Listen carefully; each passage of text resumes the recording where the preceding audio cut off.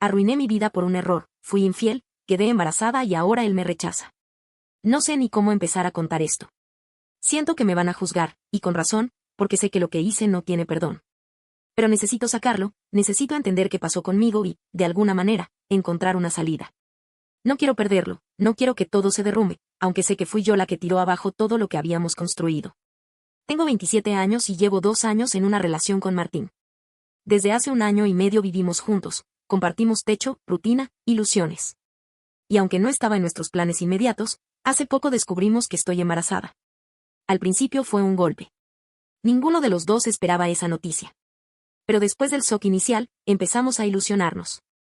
Martín siempre decía que quería ser padre algún día, y aunque no era el momento perfecto, se le iluminaban los ojos cada vez que hablaba del bebé.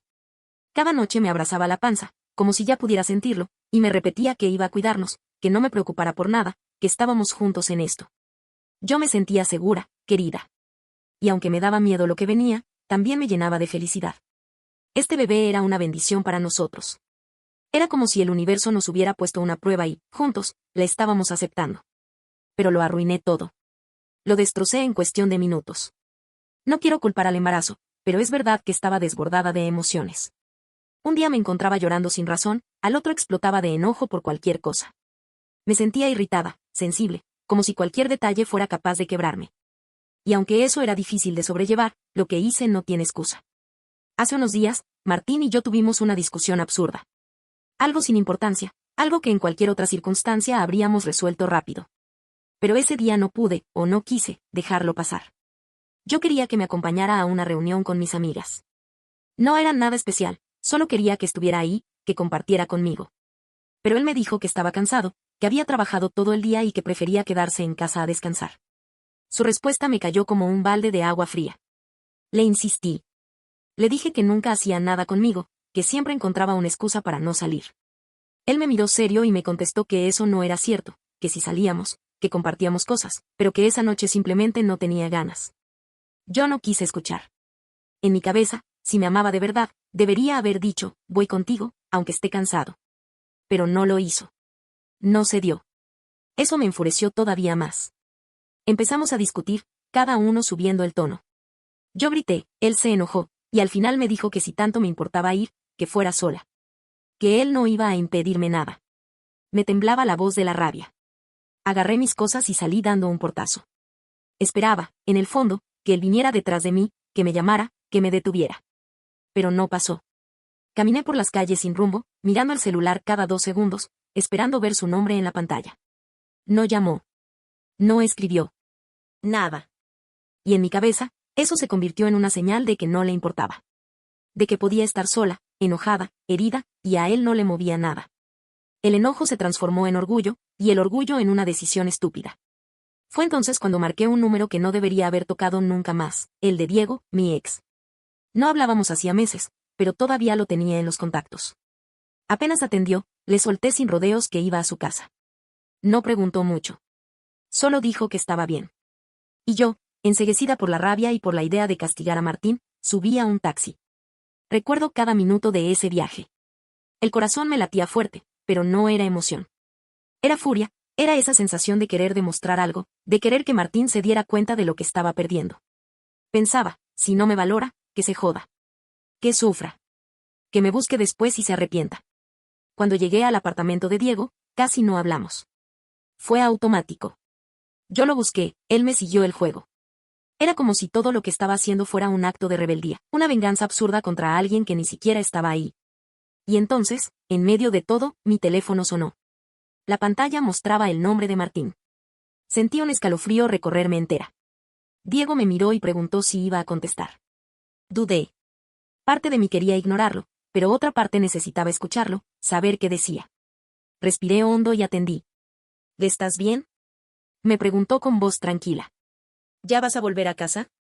En ese instante tuve la oportunidad de detener todo, de inventar una excusa, de cortar rápido. Pero mi mente estaba retorcida. Todavía quería castigarlo. Y con una frialdad que me duele hasta recordar, le respondí entre un gemido. Estoy ocupada, Martín. Me están cogiendo bien rico, así que no te preocupes por mí. Diego sonrió satisfecho y empezó a moverse con más intensidad, como si la situación le divirtiera. Yo, en mi absurdo afán de lastimar, lo seguí. Hubo un silencio al otro lado de la línea. Un silencio que se sintió eterno. Y entonces escuché su voz, quebrada, casi irreconocible. ¿Qué estás haciendo? No contesté. No había nada que pudiera decir. Solo dejé que el silencio hablara por mí. Segundos después, Martín colgó. Y en ese momento, la realidad me golpeó de lleno, como un tren que no vi venir.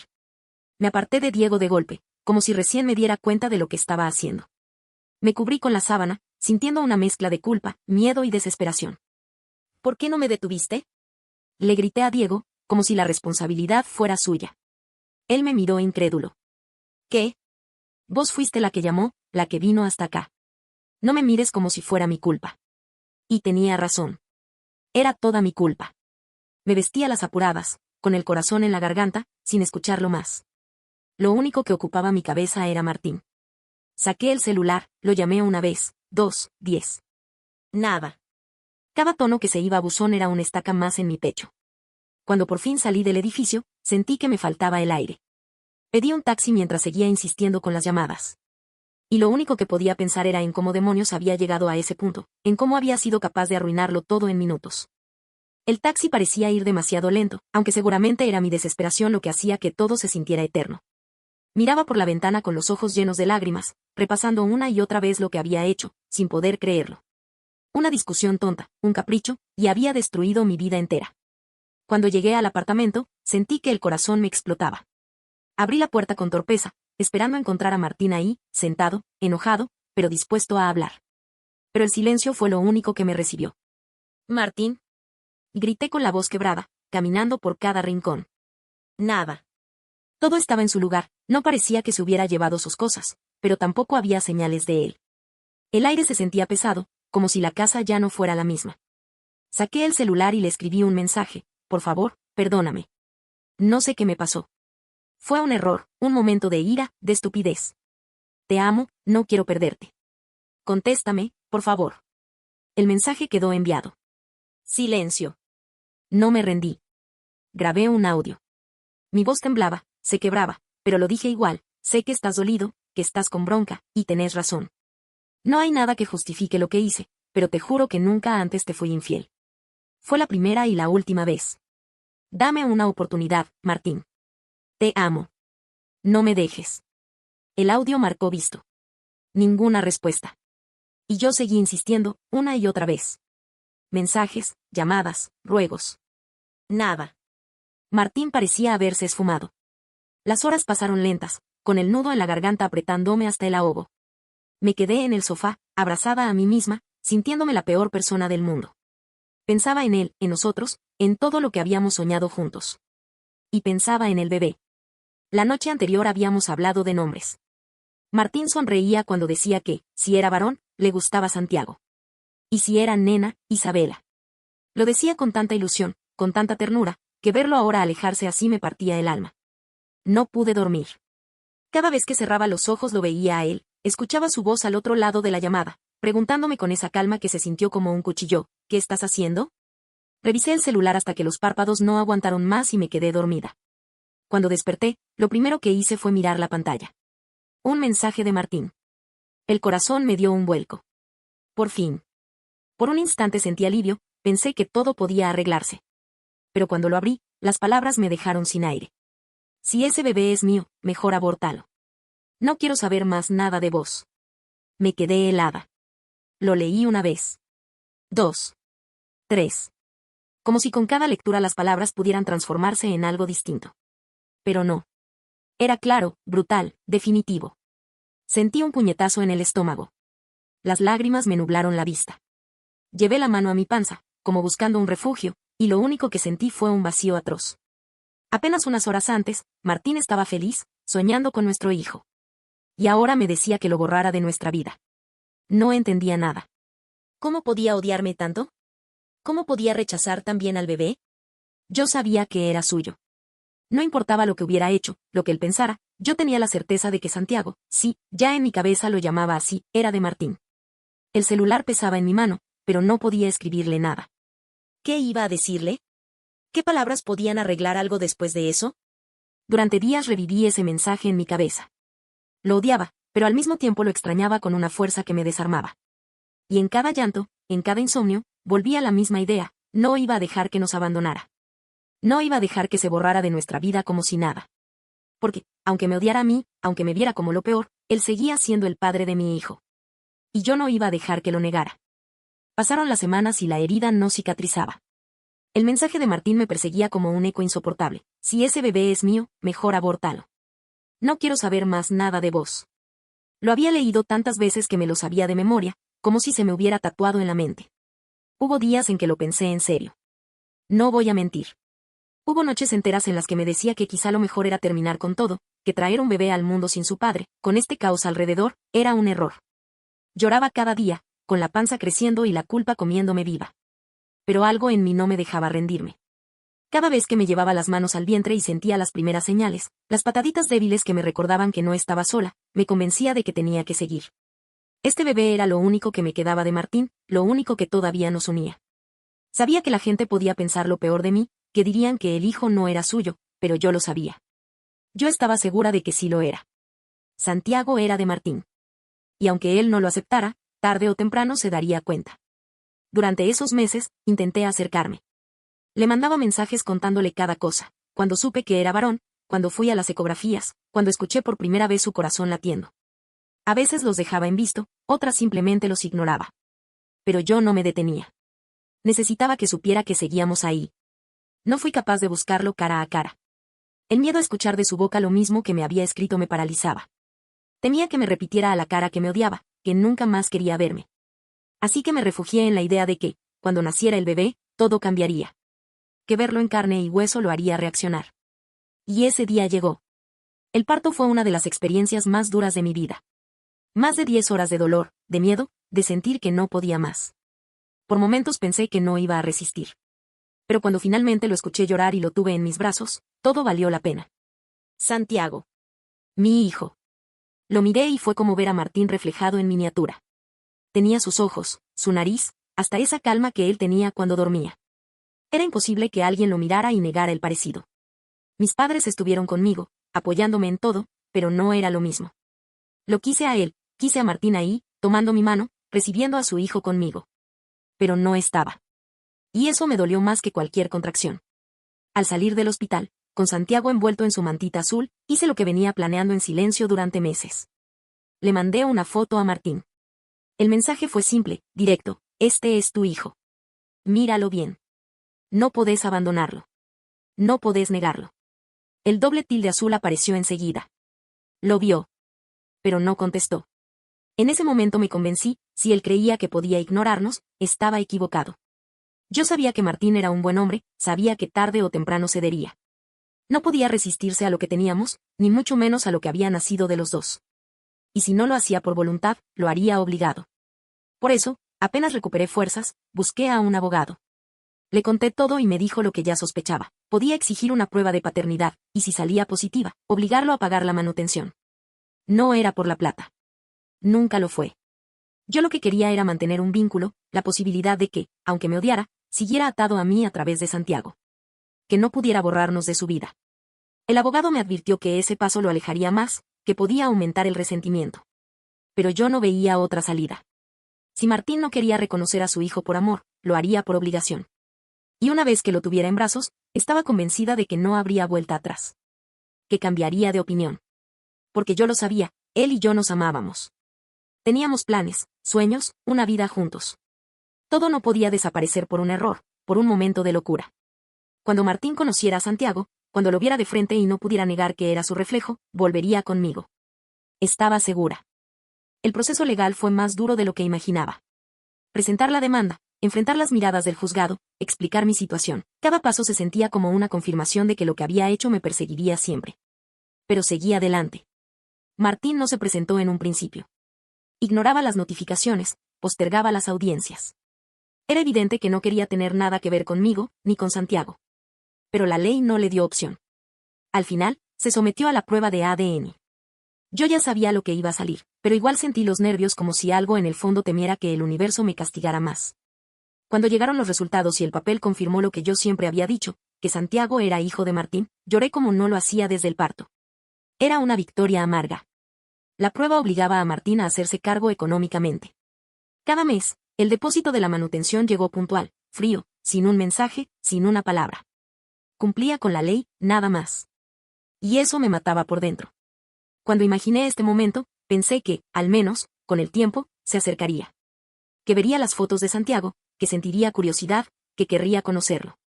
Pero no. Ni una llamada, ni una visita, ni un gesto. Solo dinero. Era como si Santiago y yo no existiéramos, como si fuéramos un trámite que él debía pagar.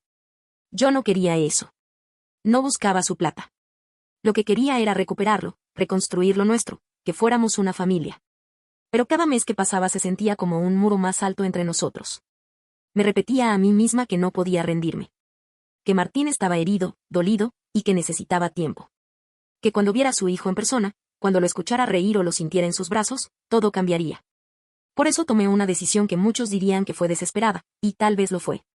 Una tarde, con Santiago en mis brazos, fui hasta la casa de Martín. El corazón me golpeaba en el pecho como un tambor cuando toqué el timbre. Esperé, con la ilusión temblando en las manos. Cuando finalmente abrió la puerta y me vio, lo que encontré en su rostro me heló la sangre. No hubo sorpresa, ni tristeza, ni siquiera enojo. Solo desagrado. Una frialdad que me atravesó. Martín, empecé a decir, mostrando a Santiago, tenés que verlo, es tu hijo. Ni me dejó terminar. Cerró la puerta en mi cara.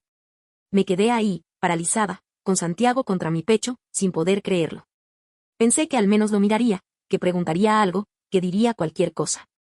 Pero nada. Para él, simplemente no existíamos. La desesperación me tomó de golpe.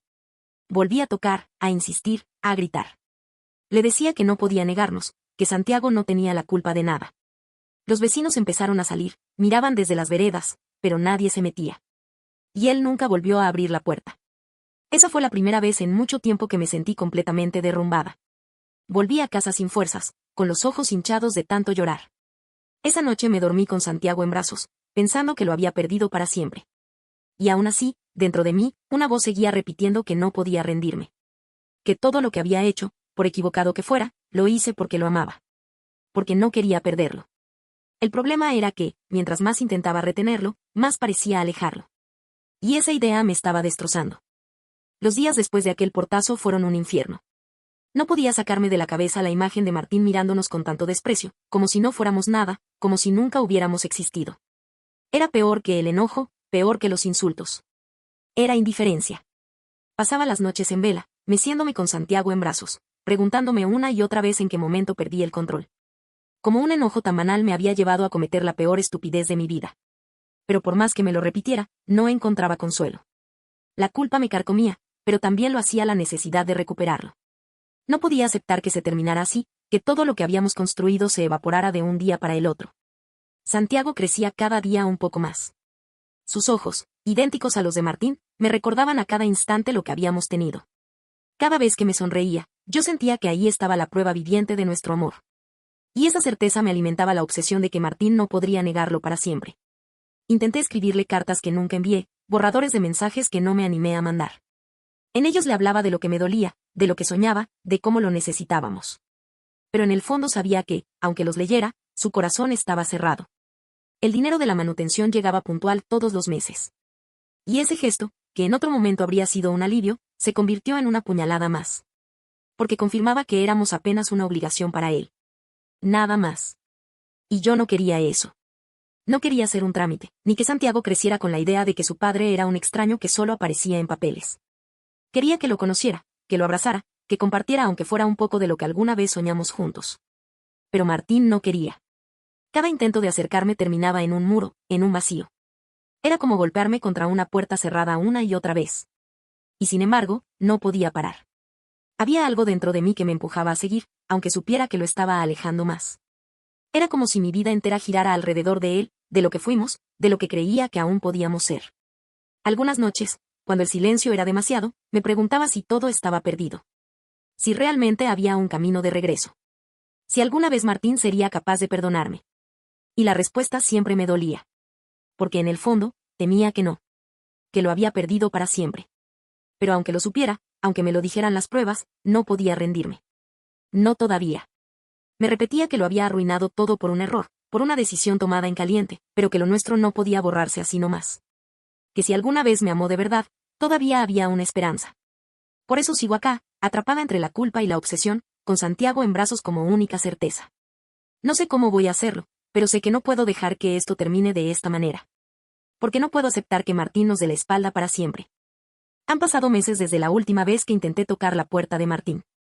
Meses en los que me juré que no volvería a exponerme a esa humillación, a esa mirada suya llena de desprecio. Pero sigo aquí, atrapada, como si viviera en un bucle donde todo gira alrededor de él. Santiago ya balbucea algunas palabras y empieza a dar sus primeros pasos. Es hermoso, lleno de vida, y cada día me recuerda más a su padre.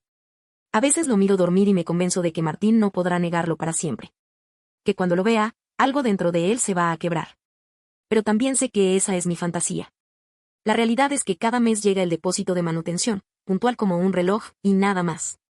Ni una llamada, ni un mensaje, ni una señal de interés. Nada. Solo plata. He pensado en dejarlo todo atrás, en aceptar que no hay nada más que hacer. Pero después miro a mi hijo y me pregunto qué derecho tiene Martín a seguir ignorándolo. ¿Qué clase de hombre puede rechazar a su propio hijo? Y esa pregunta me da fuerzas, o tal vez excusas, para seguir aferrada. No lo niego, mi vida quedó arruinada por una decisión impulsiva, tomada en un instante de rabia. Y ahora pago el precio cada día. Vivo entre el arrepentimiento y la esperanza, entre la culpa y el deseo de recuperar lo que se rompió. Algunas noches, cuando Santiago finalmente se duerme y la casa queda en silencio, me quedo sentada pensando en lo que fui. En la Florencia de antes, la que reía con Martín, la que se sentía segura a su lado, la que soñaba con un futuro en familia.